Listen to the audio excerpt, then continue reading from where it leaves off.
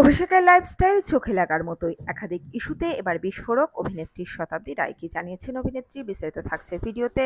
চ্যানেলে নতুন হলে চ্যানেলটি সাবস্ক্রাইব করে রাখতে ভুলবেন না। টুকরো টুকরো তৃণমূল। ক্ষমতা থেকে সরে যাওয়ার ১ মাসের মধ্যেই ভেঙে খান খান হয়ে গেল তৃণমূল। একের পর এক সাংসদ থেকে বিধায়ক প্রত্যেকেই মুখ খুলছেন দলের বিরুদ্ধে। কেউ বলছেন তাঁরা আগেই বুঝতে পেরেছিলেন দুর্নীতির কথা, কিন্তু দলকে জানিয়েও কোনো লাভ হয়নি। কেউ কেউ আবার বলছেন একাধিক বিষয় নিয়ে দলের নেতৃত্বের সঙ্গে কথা বলার চেষ্টা করেও সুযোগ পাওয়া যায়নি শেষমেশ। সম্প্রতি তৃণমূলকে নিয়ে একের পর এক বিস্ফোরক অভিযোগ করেছেন শতাব্দী রায়। মুখ খুলেছেন শুধু মমতা বন্দ্যোপাধ্যায় নন, অভিষেক বন্দ্যোপাধ্যায়কে নিয়েও। এদিন শতাব্দী রায় বলেন, আমি যেটা ভুল বলছি সেটা হচ্ছে ওর লাইফস্টাইল।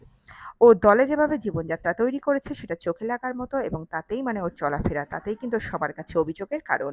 যেখানে দিদি মাটিতে বসে চা খায় সেখানে অভিষেক মাটিতে বসে না। এখানেই শেষ নয়, শতাব্দী রায় আরও বলেন, যেখানে হাত দিচ্ছেন সেখানেই দুর্নীতি পাচ্ছেন। যেটুকু জানা যত সেটুকু জানানো হতো, তাতে কোনো স্টেপ নেওয়া হতো না কখনো। জানিয়ে কি কোনো কাজ হয়নি? শতাব্দী রায় বলেছেন, না, সবসময় বলা হতো ভুল বোঝাচ্ছে তোমাদের।